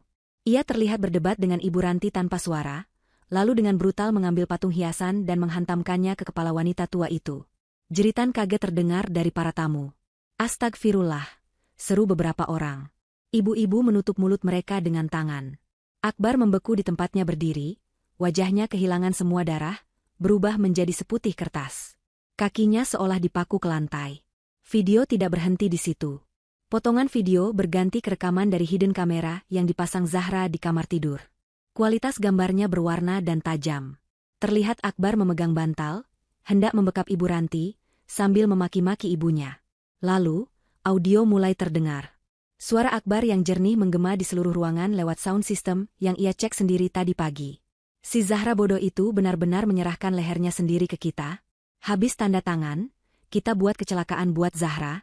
Remblong. Keracunan makanan." Lalu terdengar suara tawa Andita yang khas, "Kita bakal kaya raya 7 turunan." Video berakhir dengan freeze frame wajah Akbar dan Andita yang sedang tertawa jahat, berdampingan dengan foto kondisi Ibu Ranti yang berdarah-darah. Lampu ruangan kembali menyala terang benderang. Keheningan yang menyelimuti ruangan itu lebih menakutkan daripada keributan. 50 pasang mata kini menatap Akbar dan Andita dengan tatapan jijik, marah, dan tidak percaya. Zahra turun dari podium, berdiri tegak menantang suaminya. "Inilah wasiat saya, Mas Akbar. Wasiat untuk mengirimmu ke tempat di mana kamu seharusnya berada." Kepanikan menguasai akal sehat Akbar. Dunianya hancur dalam hitungan menit. Reputasinya, rencananya, masa depannya, semua musnah. Tatapan menghakimi dari orang-orang di sekitarnya membuatnya gila. Ia melihat Andita yang sudah menangis histeris di pojok ruangan, dikelilingi oleh ibu-ibu pengajian yang menatapnya seperti sampah. Merasa terpojok dan tidak ada jalan keluar, sisi binatang dalam diri Akbar mengambil alih. Dengan mata merah menyala dan raungan putus asa, Akbar menyambar pisau kue panjang yang tergeletak di meja prasmanan di dekatnya. Para tamu berteriak histeris dan berlarian mundur. Bukannya menyerang Zahra yang berdiri cukup jauh, Akbar justru berlari ke arah Andita yang berada paling dekat dengannya. Ia menjambak rambut Andita kasar, menyeret wanita itu berdiri, dan menempelkan mata pisau yang berkilau ke leher Andita. "Diam semua," teriak Akbar dengan suara parau yang mengerikan. "Jangan ada yang bergerak, atau wanita ini mati." Andita menjerit ketakutan, air mata dan maskaranya luntur mengotori wajahnya. Mas Akbar apa-apaan? Lepasin aku. Aku hamil anak kamu, Mas." Teriak Andita di tengah kepanikannya, membuka satu lagi aib besar di depan umum tanpa sadar. Pengakuan itu membuat suasana semakin kacau. Zahra hanya berdiri tenang, tidak bergeming sedikitpun. Ia menatap drama itu dengan tatapan dingin yang menusuk. Ia sudah memperkirakan Akbar akan mengamuk, itulah sebabnya ia berdiri di dekat pintu keluar yang aman. Zahra melihat ke arah pintu utama. Di sana, beberapa pria tegap berpakaian preman yang sebenarnya adalah polisi intelijen, mulai bergerak masuk perlahan sambil mengeluarkan pistol mereka. Perangkap Zahra bukan hanya membuka kedok, tapi juga menggiring tikus-tikus itu untuk saling menggigit sebelum akhirnya dibasmi. Pesta ini baru saja mencapai puncaknya. Kekacauan yang terjadi di ruang tamu rumah Zahra sore itu benar-benar tak terkendali. Jeritan ketakutan dari para tamu undangan memantul di dinding-dinding rumah yang selama ini menyimpan bisu atas kejahatan yang terjadi di dalamnya. Akbar, pria yang beberapa menit lalu berdiri gagah dengan senyum penuh kemenangan, kini berubah menjadi sosok binatang buas yang terpojok. Tangannya yang gemetar mencengkeram erat rambut Andita, sementara tangan lainnya menempelkan pisau kue yang tajam tepat di leher wanita yang katanya ia cintai itu. Andita menangis histeris, wajahnya basah oleh air mata dan keringat dingin, memohon ampun bukan kepada Tuhan, melainkan kepada pria yang kini justru menjadikan nyawanya sebagai tameng terakhir. Pengakuan Andita tentang kehamilannya tadi justru membuat Akbar semakin kalap, seolah beban hidupnya bertambah berat di saat ia sudah berada di ujung tanduk. Zahra menatap pemandangan itu dari sudut ruangan dengan napas yang teratur, meski jantungnya berdegup kencang. Ia tidak merasakan ketakutan sedikitpun. Yang ia rasakan hanyalah rasa muak yang mendalam melihat dua manusia yang menghancurkan keluarganya kini saling menyakiti satu sama lain. Para polisi berpakaian preman yang menyamar sebagai tamu undangan atau petugas catering kini sudah mencabut senjata api mereka. Mereka bergerak perlahan dalam formasi setengah lingkaran, mengurung Akbar dan Andita di dekat meja prasmanan yang kini berantakan. Suara gelas pecah dan piring yang terinjak menambah ketegangan suasana. Kepala tim polisi, seorang pria parubaya dengan tatapan tajam, mengangkat tangannya memberi isyarat agar anak buahnya tidak gegabah menembak karena posisi sandera yang sangat rawan. Akbar berteriak parau, suaranya pecah oleh kepanikan yang luar biasa. Ia mengancam akan menyayat leher Andita jika ada satu saja polisi yang berani mendekat. Ia menuntut disediakan mobil dan uang tunai agar ia bisa kabur. Permintaan yang konyol dan mustahil di tengah kepungan aparat hukum. Mendengar itu, Andita menjerit semakin keras. Ia meronta, mencoba melepaskan diri dari cengkeraman Akbar. Andita berteriak memaki Akbar, menyebutnya pengecut dan gila. Andita tidak menyangka bahwa pria yang menjanjikannya surga dunia, pria yang mengajaknya bersekongkol membunuh mertuanya sendiri demi harta, kini tega menjadikannya sandera hidup mati. Cinta buta yang selama ini dibanggakan Andita runtuh seketika, berganti menjadi kebencian yang murni. Di tengah situasi genting itu, Zahra melangkah maju satu langkah. Polisi sempat menahannya dengan isyarat mata, namun Zahra menggeleng pelan, meyakinkan bahwa ia tahu apa yang ia lakukan. Zahra menatap mata suaminya yang liar. Dengan suara yang sangat tenang namun menggema jelas di ruangan yang hening mencekam itu, Zahra mulai berbicara. Ia tidak membujuk Akbar untuk menyerah, melainkan menghancurkan sisa-sisa harapan yang mungkin masih dipegang suaminya itu. Zahra bertanya dengan nada datar, untuk apa Akbar kabur? Kemana ia akan pergi? Zahra mengingatkan bahwa wajah Akbar sudah terekam jelas, identitasnya sudah diketahui, dan seluruh akses keuangannya sudah diblokir.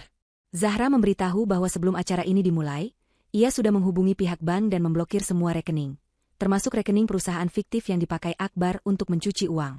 Lebih jauh lagi, Zahra mengeluarkan sebuah fakta yang menjadi pukulan telak bagi mental Akbar. Zahra mengambil mikrofon yang tergeletak di meja dekatnya. Ia berbicara lantang agar Akbar dan Andita, serta semua orang di sana mendengarnya. Zahra mengungkapkan tentang sertifikat rumah dan tanah yang mati-matian ingin dikuasai Akbar. Zahra memberitahu bahwa sertifikat yang dicuri Akbar dari brankas Ibu Ranti, sertifikat yang menjadi alasan Akbar memukul kepala ibunya hingga lumpuh, hanyalah kertas tidak berharga. Itu adalah sertifikat duplikat yang sudah tidak berlaku, karena Ibu Ranti sudah melakukan pemecahan surat tahun lalu, dan menyimpan yang asli di tempat yang tidak akan pernah bisa dijangkau Akbar. Dokumen yang dipegang Akbar, yang membuatnya merasa di atas angin, tidak lebih dari sampah kertas. Termasuk surat kuasa dengan cap jempol darah itu, semuanya sia-sia. Mendengar hal itu, tubuh Akbar menegang kaku. Matanya membelalak tak percaya.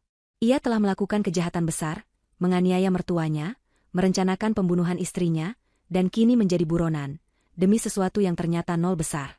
Kesadaran itu menghantamnya lebih keras daripada peluru. Andita yang mendengar hal itu pun ikut syok. Ia berhenti meronta sejenak, menatap Akbar dengan tatapan kosong. Jadi selama ini pengorbanan dan kejahatan yang ia lakukan bersama Akbar tidak menghasilkan apa-apa selain petaka. Di momen kelengahan Akbar yang sedang mencerna informasi itu, Andita menggigit lengan Akbar sekuat tenaga. Akbar menjerit kesakitan dan refleks melonggarkan cengkeramannya. Andita menyikut perut Akbar dan mendorongnya menjauh, hingga Akbar terhuyung ke belakang menabrak meja prasmanan. Piring-piring berisi makanan jatuh berantakan menimpa tubuhnya. Kesempatan itu tidak disia-siakan oleh polisi. Dalam hitungan detik, 3 orang petugas langsung menerjang tubuh Akbar, membantingnya ke lantai yang licin oleh kuah makanan. Akbar meronta, berteriak-teriak seperti orang gila, namun kekuatan polisi jauh lebih besar. Tangan Akbar ditekuk ke belakang, bunyi klik borgol terdengar nyaring mengakhiri perlawanannya. Sementara itu, Andita yang mencoba lari ke arah pintu keluar langsung dicegat oleh 2 polisi wanita. Andita menangis histeris, berlutut memohon ampun, mengatakan bahwa ia sedang hamil dan ia hanya korban manipulasi Akbar. Namun, rekaman suara yang diputar Zahra tadi sudah cukup menjadi bukti bahwa Andita adalah otak pendukung yang aktif, bukan korban. Setelah kedua penjahat itu berhasil diamankan, suasana ruangan perlahan mereda meski ketegangan masih terasa pekat. Tamu-tamu undangan mulai bernapas lega, beberapa saling berpelukan menenangkan diri. Zahra berjalan mendekati Akbar yang kini tertelungkup di lantai dengan wajah menempel di keramik, ditahan oleh lutut polisi. Zahra berdiri menjulang di atasnya. Ia menatap pria yang pernah ia sebut imam itu dengan tatapan dingin tanpa belas kasih. Akbar mendongak susah payah, menatap Zahra dengan mata merah penuh dendam dan keputusasaan. Ia meludah ke arah kaki Zahra, masih berusaha menunjukkan egonya yang hancur. Akbar menyalahkan Zahra, menyebut Zahra istri durhaka yang menjebak suaminya sendiri. Namun, momen penghakiman yang sesungguhnya belum selesai. Zahra menoleh ke arah kursi roda di barisan depan. Di sana, Ibu Ranti sedang menangis dalam diam. Tubuhnya gemetar, namun bukan karena takut, melainkan karena luapan emosi yang akhirnya bisa dilepaskan. Zahra memberi isyarat pada polisi untuk membawa Akbar dan Andita melewati depan Ibu Ranti, sebelum dibawa ke mobil patroli. Polisi mengangguk dan menyeret kedua tersangka itu berdiri. Saat Akbar dan Andita digiring melewati kursi roda Ibu Ranti, langkah mereka terhenti. Ibu Ranti, dengan sisa tenaga yang telah ia kumpulkan selama berminggu-minggu terapi rahasia, mengangkat wajahnya. Tatapan matanya tajam menusuk jiwa Akbar. Tatapan seorang ibu yang telah disakiti secara brutal namun tetap berdiri tegak. Ibu Ranti menarik napas panjang, dadanya naik turun dengan berat. Seluruh ruangan hening, menunggu apa yang akan terjadi. Tangan kanan Ibu Ranti, yang selama ini dikira lumpuh total oleh Akbar, perlahan terangkat. Jari telunjuknya yang keriput namun kokoh, menunjuk lurus tepat ke hidung Akbar. Bibir Ibu Ranti bergetar hebat, berjuang melawan kerusakan saraf di otaknya untuk membentuk kata-kata. Suara yang keluar dari tenggorokannya terdengar serak, patah-patah, dan berat, seperti suara gesekan batu karang. Namun, artikulasinya cukup jelas untuk didengar oleh semua orang di ruangan itu. Bu, Nuh, teriak Ibu Ranti dengan susah payah. Satu kata itu meledak seperti bom. Itu adalah kesaksian mutlak dari korban yang bangkit dari kematiannya. Akbar memucat, kakinya lemas hingga ia hampir jatuh jika tidak ditahan polisi. Kata itu menghancurkan sisa-sisa penyangkalan dirinya. Kemudian, jari Ibu Ranti bergeser menunjuk ke arah Andita yang menunduk malu. Cur. Kata kedua meluncur dengan penuh kemarahan. Andita menangis meraung-raung mendengar label itu disematkan padanya di depan umum oleh wanita yang pernah ia coba bunuh. Para tamu undangan merinding menyaksikan momen itu. Keadilan ilahi sedang bekerja melalui lisan seorang ibu yang teraniaya. Zahra memeluk bahu ibunya dari belakang, membisikkan kata-kata bangga dan sayang. Ibu Ranti telah memenangkan pertarungannya sendiri. Setelah mengucapkan dua kata itu, tubuh Ibu Ranti lemas kembali di sandaran kursi roda, namun senyum tipis penuh kepuasan terukir di wajahnya. Polisi segera menggelandang Akbar dan Andita keluar rumah. Di halaman, mobil patroli dengan lampu sirine yang menyala-nyala sudah menunggu. Tetangga-tetangga yang tidak diundang tapi penasaran sudah berkumpul di depan pagar, menyoraki mereka dengan cemoohan. Akbar didorong masuk ke dalam mobil dengan kasar, kepalanya ditekan agar tidak terbentur. Andita dimasukkan ke mobil terpisah. Saat pintu mobil ditutup, tamatlah riwayat kebebasan mereka. Zahra berdiri di ambang pintu, menatap iring-iringan mobil polisi yang menjauh membawa sampah-sampah kehidupan itu pergi. Langit sore yang tadinya terik kini mulai berubah menjadi senja yang indah. Angin berhembus pelan, menyapu sisa-sisa hawa panas di dalam rumah. Zahra menarik napas dalam-dalam, menghirup udara kebebasan yang terasa sangat manis. Rumah ini akhirnya bersih. Bersih dari kebohongan, bersih dari pengkhianatan, dan bersih dari racun yang selama ini menggerogoti kebahagiaan mereka. Zahra kembali masuk ke dalam rumah. Para tamu menyalaminya satu persatu, memberikan dukungan dan kekaguman atas keberaniannya. Zahra menerima semuanya dengan senyum tulus. Ia tahu perjalanan hukum masih panjang, akan ada sidang, interogasi, dan pemberitaan media. Tapi bagian tersulit sudah terlewati. Ia tidak lagi hidup dalam ketakutan. Ia telah melindungi ibunya, mempertahankan haknya, dan menghukum mereka yang zalim dengan cara yang paling elegan namun mematikan. Malam itu, untuk pertama kalinya dalam berbulan-bulan, Zahra bisa tidur nyenyak tanpa perlu meletakkan pisau di bawah bantalnya. 2 bulan pasca penangkapan, proses hukum terhadap Akbar dan Andita berjalan dengan cepat dan tanpa ampun. Bukti-bukti yang diserahkan Zahra terlalu kuat dan lengkap. Rekaman CCTV yang memperlihatkan pemukulan brutal, rekaman suara perencanaan pembunuhan, dokumen palsu, hingga kesaksian langsung dari Ibu Ranti yang kondisinya semakin membaik, semuanya menjadi jerat besi yang tak bisa ditembus oleh pengacara manapun. Di ruang interogasi, solidaritas semu antara Akbar dan Andita hancur berkeping-keping. Mereka saling serang, saling menyalahkan, dan berusaha menjatuhkan satu sama lain demi mendapatkan keringanan hukuman. Akbar bersaksi bahwa Anditalah yang menghasutnya, yang terus-menerus merengek minta gaya hidup mewah, dan mendesaknya untuk menyingkirkan Ibu Ranti. Sebaliknya, Andita berteriak histeris di depan penyidik, mengatakan bahwa ia diancam oleh Akbar, bahwa ia takut dibunuh jika tidak menuruti perintah Akbar, dan menggunakan kehamilannya sebagai alasan untuk memohon belas kasihan. Namun, polisi tidak bodoh. Jejak digital transfer uang dan percakapan pesan singkat di antara mereka menunjukkan bahwa keduanya sama-sama aktif dan antusias dalam merencanakan kejahatan ini. Tidak ada korban di antara mereka, keduanya adalah pelaku utama. Karma mulai bekerja dengan cara yang menyakitkan bagi Akbar. Di dalam tahanan sementara, ia kehilangan segalanya. Bisnisnya yang memang sudah diambang kebangkrutan akhirnya benar-benar hancur. Para kreditur dan rentenir yang selama ini ia hindari kini datang menyita aset-aset tersisa yang ia miliki atas nama pribadi. Mobil mewahnya ditarik leasing. Apartemen studio tempat ia biasa berselingkuh dengan Andita disita ban, dan nama baiknya hancur lebur di kalangan kolega bisnis. Akbar dinyatakan pailit total. Ia tidak punya uang sepeser pun untuk membayar pengacara handal, sehingga ia hanya didampingi pengacara yang ditunjuk negara seadanya. Di dalam sel yang sempit dan pengap, Akbar yang terbiasa hidup nyaman kini harus tidur berhimpitan dengan tahanan kriminal lain.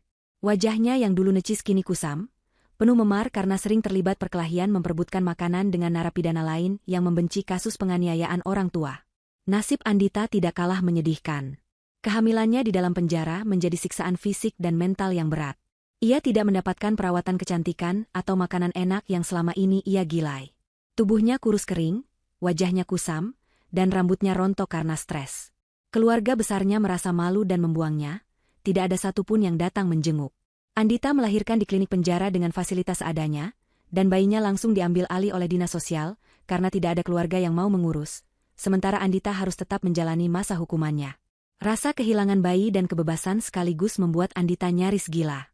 Ia sering terlihat berbicara sendiri di pojok sel, memaki-maki bayangan Akbar yang ia anggap sebagai penyebab kehancuran hidupnya.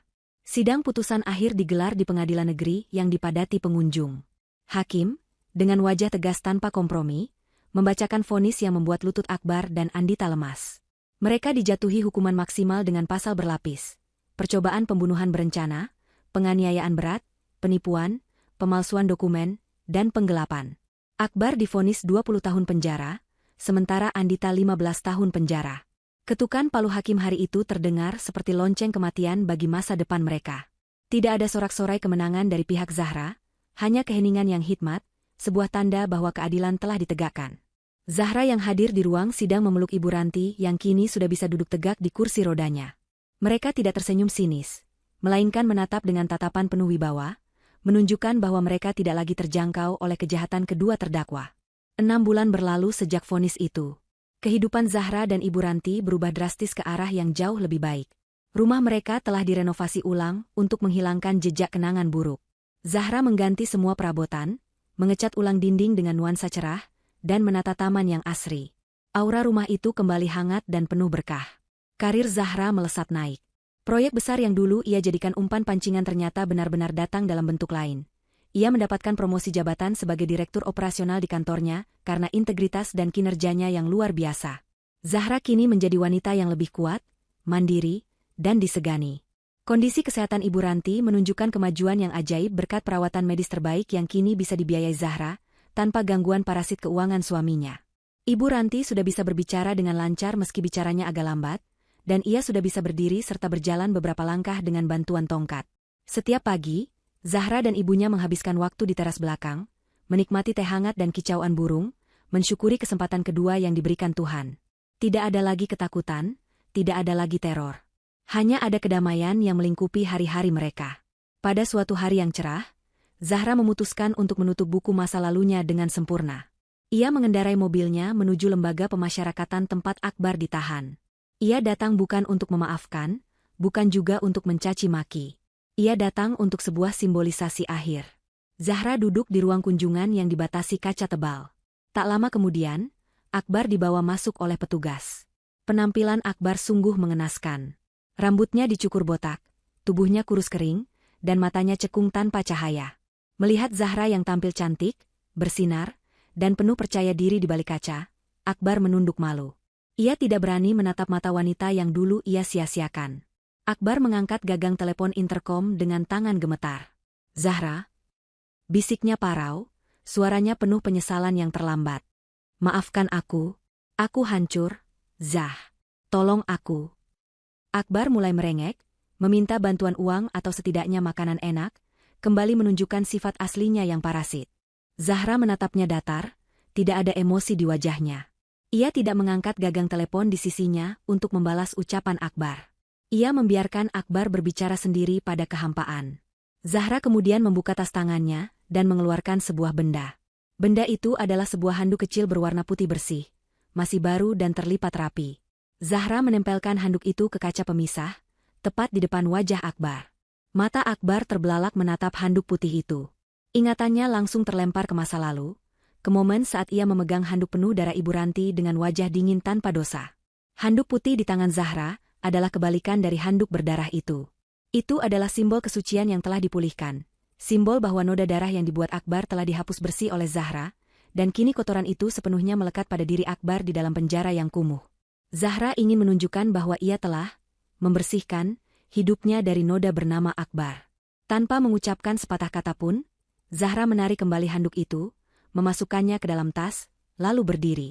Ia menatap Akbar untuk terakhir kalinya, memberikan senyum tipis yang penuh arti, sebuah senyum perpisahan abadi.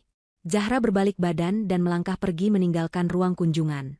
Di belakangnya, Akbar berteriak-teriak memanggil namanya, memukul-mukul kaca pembatas, menangis meraung meratapi nasibnya yang akan membusuk di dalam sel selama 20 tahun ke depan. Tapi Zahra tidak menoleh lagi. Langkah kakinya mantap dan ringan menapaki lorong menuju pintu keluar. Di luar penjara, matahari bersinar terang. Zahra masuk ke dalam mobilnya, menyalakan mesin, dan memutar lagu favorit ibunya. Ia melaju membelah jalanan kota, meninggalkan gedung penjara yang suram itu jauh di belakang. Hatinya terasa sangat lapang. Badai telah berlalu, dan kini langit di atasnya begitu biru.